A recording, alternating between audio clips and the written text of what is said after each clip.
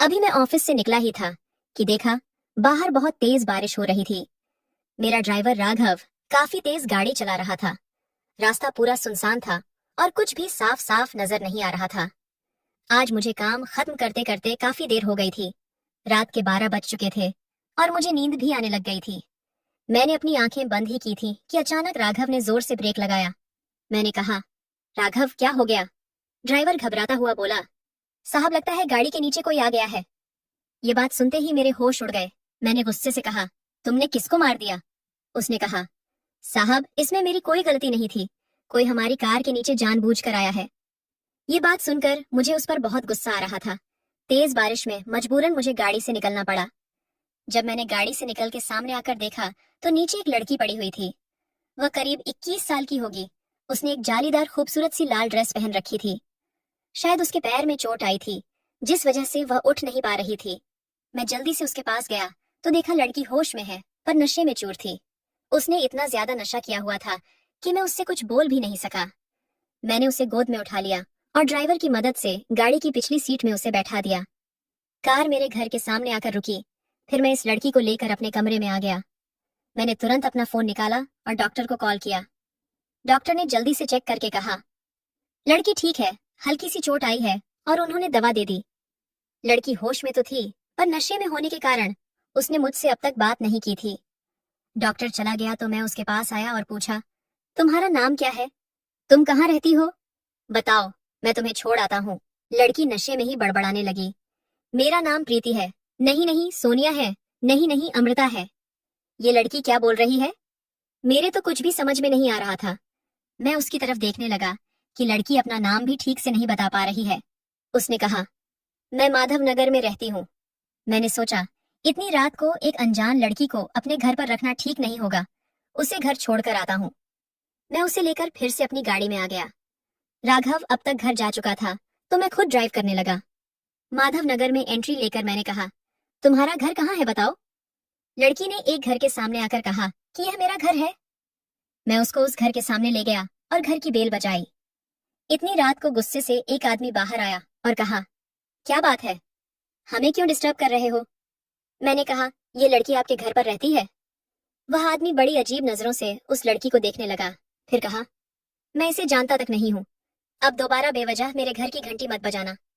मुझे बहुत शर्मिंदगी महसूस हुई। वह लड़की अपना पता गलत बता रही थी। मैंने सोचा, इतनी रात को उसे लेकर घर घर भटकना ठीक नहीं होगा। कोई गलत आदमी मिल गया तो इस लड़की के साथ गलत हरकत कर सकता है, और अभी तो ये होश में भी नहीं है, न ही इसको कुछ याद है। क्या करूं? यही सोच रहा था कि लड़की मेरे पास आ गई। कहने लगी कि मुझे बहुत भूख लगी है। उसके चेहरे पर बहुत मासूमियत थी। मैंने गौर किया तो देखा कि वह बला की खूबसूरत है। उसके दूधिया चेहरे पर लाल लिपस्टिक तो कहर ही डाल रही थी। वैसे तो कई औरतें मेरे करीब आने को तरसती हैं, पर यह लड़की कुछ खास सी थी तो मैंने कहा, चलो कुछ खाते हैं। मैं उसे लेकर शहर के एक बड़े रेस्टोरेंट में आ गया। खाना खाते वक्त लड़की ने कहा, मेरा नाम सोनिया है। आज मेरा मूड खराब था, इसलिए ज्यादा शराब पी ली थी और आपकी कार से टकरा गई। मैंने पूछा, तुम्हारा मूड खराब क्यों था? उसने कहा, मेरी कंपनी के मालिक की वजह से। मैंने सोचा, ये इतनी खूबसूरत है, कहीं इसके मालिक की बुरी नजर तो इस पर नहीं पड़ गई। वह चुप और उदास थी तो मैंने बड़े प्यार से पूछा, क्या हुआ सोनिया बताओ? उसने कहा, कपूर एम्पायर्स में बहुत कोशिशों के बाद मेरी जॉब लगी थी, पर उन्होंने मुझे बेवजह नौकरी से निकाल दिया। ये बात सुनते ही मैं चकित रह गया। मैंने कब इसे नौकरी से निकाला और क्यों? जी हाँ दोस्तों, मैं ही कपूर एम्पायर्स का मालिक प्रकाश कपूर हूँ। मैंने कहा, सोनिया यहीं बैठो, मैं अभी आता हूँ। रात के 1 बज रहे थे और मैंने अपने असिस्टेंट विवेक को फोन किया। उससे बात करके मुझे बहुत हैरानी हुई। सोनिया एक मॉडल है। हमारी एड एजेंसी ने उसे सिलेक्ट किया था, पर फिर बिना वजह उसको निकाल भी दिया गया। विवेक से बात करने के बाद मैं वापस सोनिया के पास आ गया। सोनिया अभी बैठी बैठी खाना खा रही थी। मेरे आते ही उसने कहा, चलो मुझे अभी कहीं जाना है। मैं उसकी तरफ बड़ी हैरत भरी निगाहों से देखने लगा कि रात 1 बजे वह कहाँ जाना चाहती है। मैंने कहा, तुम्हें इतनी रात को कहाँ जाना है? वो मेरी तरफ देखी और कहने लगी, मुझे कपूर एम्पायर्स के मालिक प्रकाश कपूर से मिलना है। मैंने कहा, कपूर एम्पायर्स के मालिक से मिलकर तुम क्या करना चाहती हो? उसने कहा, मैं उनसे पूछना चाहती हूँ कि किस वजह से उन्होंने मेरा कॉन्ट्रैक्ट यूं कैंसिल कर दिया। बड़ी मुश्किल के बाद मैं मॉडलिंग इंडस्ट्री में आई थी और इतने ऑडिशन के बाद मैं सिलेक्ट हुई थी। मैंने उनकी कंपनी के साथ कॉन्ट्रैक्ट साइन भी कर लिया था, लेकिन आज मुझे पता चला कि वो मेरे साथ काम नहीं करना चाहते। जबकि 2 दिन बाद मेरी पहली शूटिंग होने वाली थी। मेरी जगह पर उन्होंने किसी रीना नाम की लड़की को सिलेक्ट कर लिया, जो शायद प्रकाश कपूर की गर्लफ्रेंड है। उसकी बात सुनकर मुझे अपने आप पर गुस्सा आने लगा था। मैंने ही रीना के कहने पर आज इस लड़की को निकाला था। रीना मेरी बहुत करीबी दोस्त और एडवाइजर है, पर सबको कहती फिरती है कि वह मेरी गर्लफ्रेंड है। मैंने उसके साथ कई रातें जरूर गुजारी हैं, पर मेरे दिल में उसके लिए ऐसी कोई भी फीलिंग नहीं है। वह ये काम करना चाहती थी, इसलिए उसने सोनिया को हटा दिया। मैंने कहा, देखो रात बहुत हो गई है, अभी प्रकाश कपूर से तुम नहीं मिल पाओगी, तुम मेरे साथ मेरे घर चलो, कल देखता हूँ कि क्या हो सकता है। वो बड़ी प्यार भरी निगाह से मुझे घूरने लगी और बोली, तुमने आज मेरी बहुत मदद की, तुम बस मुझे प्रकाश कपूर के घर के बाहर छोड़ दो, मैं तुम्हें अब और परेशान नहीं करना चाहती। मैंने कहा, मैं तुम्हें उसके पास ले चलूंगा, फिलहाल तुम मेरे साथ मेरे घर चलो। तुम ठंडे दिमाग से कल उसके पास जाना और फिर बात करना। उसने कुछ नहीं कहा और मेरे साथ कार में बैठ गई। अभी भी बहुत जोरों की बारिश हो रही थी। वह लड़की इतनी खूबसूरत और अट्रैक्टिव है कि मेरी नजर उस पर ही टिकी थी। मैं उसे लेकर अपने घर पर आ गया। मैंने कहा, तुमने इससे पहले कभी प्रकाश कपूर को देखा है क्या? उसने कहा, नहीं, मैंने कभी नहीं देखा, बस उनका नाम सुना है। मैं उनके भाई अमित से मिल चुकी हूँ, उन्होंने खुद ही मुझे सिलेक्ट किया था, लेकिन वो शायद अभी शहर से बाहर गए हुए हैं। इस बात का फायदा उठाकर प्रकाश ने मुझे नौकरी से निकाल दिया। उस लड़की को देखकर मेरे दिल का शैतान जाग रहा था। आज बारिश की इस ठंडी रात में मैं इस नीली आंखों वाली को पाना चाहता था। उसकी खूबसूरती मुझे उसके करीब खींच रही थी। इससे पहले भी कई लड़कियों के साथ मैं रातें गुजार चुका हूँ, पर इस लड़की में कुछ तो अलग बात थी। लेकिन उसके चेहरे की मासूमियत को मैं जबरदस्ती कुचलना नहीं चाहता था। मैं चाहता था कि वह खुद ही मेरी बाहों में आ जाए और मुझसे मोहब्बत करे। लड़की नशे से कुछ हद तक बाहर आ गई थी, लेकिन शायद उसे नींद आने लगी थी। मैं उसे अपने कमरे में लेकर आ गया और उसे अपनी शर्ट दे दी और कहा, इसे पहन लो। उसकी जालीदार लाल ड्रेस भीग चुकी थी। काफी देर से वो गीले कपड़ों में ही थी। उसने मेरी तरफ देखा, फिर वॉशरूम में जाकर कपड़े चेंज कर लिए। अब वो मेरे सामने आकर खड़ी हुई तो वह बस एक शर्ट में थी। मैं उसे सर से पांव तक देख रहा था। लड़की लंबी चौड़ी एकदम मॉडल जैसी फिगर थी। न जाने क्यों मैंने इस लड़की को काम से निकाल दिया था। ये लड़की तो कयामत ला सकती है। उसने मेरे पास आकर कहा, मुझे बहुत तेज नींद आ रही है। मैं उसको पाना चाहता था, इसलिए मैंने कहा, तुम यहीं पर सो जाओ। उसने कहा, फिर तुम कहाँ सोओगे? मैंने कहा, मैं बेड के दूसरी तरफ सोऊंगा। वो बड़ी अजीब निगाह से मुझे देखने लगी और मन ही मन कुछ सोचने लगी थी। मैंने कहा, घबराओ मत, मैं उधर सो जाऊंगा। वो कुछ सोचकर चादर ओढ़कर बेड पर ही लेट गई। मेरी नजर उसकी ओर से हट ही नहीं रही थी। मैंने उसके पास आकर कहा, सोनिया, तुम बहुत खूबसूरत हो। उसने कहा, खूबसूरती से कुछ नहीं होता। मैं सक्सेसफुल नहीं हूँ। न जाने क्या क्या सपने देखकर इस शहर में आई थी, और आज देखो मेरे पास कुछ भी नहीं है। मैंने कहा, मैं एक बहुत लकी इंसान हूँ। तुम चाहती हो तुम कुछ बन जाओ, कामयाब हो जाओ, तो मेरे पास इसके लिए एक अच्छा तरीका है। वह बहुत मासूमियत से मुझे देखने लगी और बोली, क्या करना होगा मुझे? मैंने कहा, मैं बहुत लकी इंसान हूँ। अगर तुम मुझे किस करो तो हो सकता है कि तुम्हारी किस्मत खुल जाए। वो मेरी तरफ टकटकी लगाकर देखने लगी, मानो उसे यकीन नहीं हो रहा था। वो बोली, ऐसा कैसे हो सकता है? मैंने तो कभी ऐसा नहीं सुना। मैंने कहा, यकीन नहीं आता तो आजमा कर देख लो। वह मेरी तरफ देखने लगी। वो उस समय इतनी सुंदर लग रही थी कि मैं कुछ न सोचते हुए उस पर झपट पड़ा। लड़की घबरा गई और बोली, बस अब प्लीज यहीं रुक जाओ। मैं उसकी ओर देखने लगा कि उसकी आंखें बंद हो गई थीं और वह गहरी नींद में चली गई। मेरे सामने एक अप्सरा सी खूबसूरत लड़की लेटी हुई थी और वह बहुत गहरी नींद में सो रही थी। मेरी प्यास अधूरी ही रह गई थी, लेकिन मैंने सोचा कि मैं जब तक इसे पा नहीं लेता मेरी कलेजे को ठंडक नहीं पहुंचेगी, और यही सोचकर मैं उसके जिस्म से कपड़े खोल खोल कर अलग करने लगा। लेकिन तभी मेरी नजर उसके सीने पर पड़ी तो मेरे पैरों तले जमीन निकल गई। मैं बिल्कुल पसीने पसीने हो गया और मेरे आंखों से आंसू आ गए। मैं हर हाल में इस लड़की को पाना चाहता था, लेकिन एक पल में ही वह लड़की मुझे अपने आप से दूर जाती नजर आई। मजबूरन मैंने उसे उसी हाल में छोड़ दिया। फिर क्या था, मुझे भी नींद आ गई और मैं भी सो गया।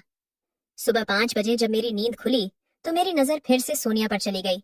उसके चेहरे की मासूमियत मेरे दिल को छू रही थी और अचानक ही उसकी भी नींद खुल गई। नींद खुलते ही एक पल के लिए वह घबरा गई। उसने मुझे देखा, फिर अपने जिस्म को देखा। उसके जिस्म में कपड़े नहीं थे। वह जल्दी से उठी और मेरी दी हुई शर्ट पहन ली। उसके बाद जल्दी से उठकर वह बाथरूम चली गई और अपने जालीदार कपड़े पहनकर फिर से वापस आ गई। बाहर आकर वो मेरी ओर बड़े गुस्से से देखने लगी और बोली, सच सच बताओ, तुमने मेरे साथ रात में क्या किया? मैं उठकर बैठा। मैंने उससे कहा, मैंने तुम्हारे साथ कुछ नहीं किया। उसने कहा, फिर फिर मैं ऐसे हाल में कैसे आई? मैंने तुम्हें अच्छी तरीके से पहचान लिया है। ऐसी हरकत तुम ही कर सकते हो, मिस्टर प्रकाश कपूर। उसका नशा उतर चुका था, शायद इसलिए उसने मुझे पहचान लिया था। एक पल के लिए तो मेरी बोलती बंद हो गई और मैं चुपचाप उसकी ओर देखने लगा। वह लड़की अपना पर्स लेकर जाने लगी थी कि मैंने उसका हाथ पकड़ लिया और कहा, कहाँ जा रही हो? रुक जाओ। उसने मेरा हाथ झटक दिया और कहा, मैं तुमसे नफरत करती हूँ। मेरे दिल में कोई और है। मैंने कल रात उसके सीने पर एक लॉकेट देखा था जिसमें उसकी और मेरे भाई अमित की तस्वीर थी। मेरा भाई पिछले 1 महीने से काफी खुश नजर आ रहा था। अभी शहर जाने से पहले उसने मुझसे कहा था कि भैया, मैं काम से वापस आकर तुम्हें एक बहुत बड़ी खुशखबरी दूंगा। मैंने कहा, कोई लड़की का चक्कर है क्या? तो वह शर्माने लगा और बोला, भैया, मैं उससे आपको जरूर जरूर मिलवाऊंगा। हमारे आसपास हजारों लड़कियां मंडराती रहती हैं, पर अब तक मैं अपने लिए कोई खास नहीं चुन पाया। मेरे छोटे भाई अमित को उसकी पसंद की लड़की भी मिल गई है। लगता है वो यहाँ सीरियस है। लेकिन कल रात को जो कुछ भी हुआ, जिस तरह से सोनिया मेरी कार के सामने आकर टकराई, ये कोई इत्तेफाक तो नहीं हो सकता। शायद किस्मत हम दोनों को मिलाना चाहती है। मेरा दिल सोनिया पर आ गया था और मैं उसे किसी भी हाल में अमित का नहीं होने दे सकता था, भले ही वह मेरा भाई है। सोनिया मेरी जिंदगी है। सोनिया सिर्फ मेरी है। मैंने कहा, सोनिया, मैं तुम्हें पसंद करने लगा हूँ। तुम्हें वापस से कॉन्ट्रैक्ट मिल जाएगा। तुम्हारे करियर को मैं 4 चांद लगा दूंगा। बस तुम मेरी हो जाओ। उसने कहा, मुझे तुम्हारी दया नहीं चाहिए। मैंने अपने बलबूते पर ही यह कॉन्ट्रैक्ट हासिल किया था और मैं तुम्हें बहुत अच्छे से जानती हूँ। तुम्हें बस लड़कियों का इस्तेमाल करना आता है। और इतना कहकर वह जाने लगी। मैंने उसका हाथ पकड़ लिया। वह अपने आप को छुड़ाने लगी। मैंने कहा, सोनिया, मेरा यकीन करो, मैं तुमसे प्यार करने लगा हूँ। कल जो कुछ भी हुआ वह इत्तेफाक नहीं हो सकता। तुम्हारे साथ कल वक्त बिताकर मुझे एहसास हो चुका है कि मैं तुमसे बहुत प्यार करता हूँ। तुम मुझसे शादी कर लो, मैं तुम्हें जिंदगी की सारी खुशियां दूंगा। वो मेरी तरफ ऐसे टकटकी लगाकर देख रही थी जैसे उसे कुछ भी समझ नहीं आ रहा था। मैंने कहा, प्लीज सोनिया। उसने कहा, मैं मन ही मन अमित को पसंद करने लगी हूँ और शायद वह भी मुझे पसंद करता है। हालांकि मैं उसके दिल की बात नहीं जानती। मैंने कहा, अमित किसी और लड़की को पसंद करता है, तुम्हें नहीं। ये सुनकर उसे झटका लगा। वह मुझे कहने लगी, तुम्हें कैसे पता? तो मैंने उससे कहा कि उसने मुझे खुद बताया है, लेकिन मैं तुम्हें बहुत पसंद करता हूँ। सोनिया अब चुपचाप मेरे सामने खड़ी थी। मैं अपने आप को रोक न सका और उसके करीब गया और उसके होठों को चूमने लगा। धीरे धीरे वो भी मदहोश होने लगी और मेरे सीने से लिपट गई। उसने कहा, तो तुम मुझे धोखा तो नहीं दोगे ना? मैंने कहा, नहीं, कभी नहीं। और अब मैं तुम्हें शादी के बाद ही हाथ लगाऊंगा, ये मेरा वादा है। मैंने अपने असिस्टेंट को फोन किया और आज के आज उससे शादी कर ली, क्योंकि मैं उसे खोना नहीं चाहता था। मेरा भाई जब काम से वापस आया तो मैंने उसे सोनिया से मिलवाया। अमित का चेहरा बिल्कुल उतर गया था। उसे तो मानो यकीन ही नहीं हो रहा था कि जिस लड़की को वह चाहता है वह उसकी भाभी बन चुकी है। मैंने अमित से कहा कि मैं सोनिया से मन ही मन बहुत पहले से प्यार करने लगा था, लेकिन फिर मैंने उसका इम्तिहान लिया जिसमें वह पास हो गई, इसलिए मैंने उससे शादी कर ली। अमित ने कुछ नहीं कहा। उसने सोनिया को ही अपनी भाभी के रूप में स्वीकार कर लिया। उन दोनों को कभी यह पता नहीं चला कि उन दोनों के प्यार को मैंने ही अलग कर दिया था। न जाने सोनिया के अंदर ऐसी क्या खूबी थी कि मैं उसके पीछे यूं दीवाना हो गया था और इस दीवानेपन में उसे हासिल कर लिया। सोनिया एक अच्छी पत्नी साबित हुई और मेरी जिंदगी में खुशियां भर दी।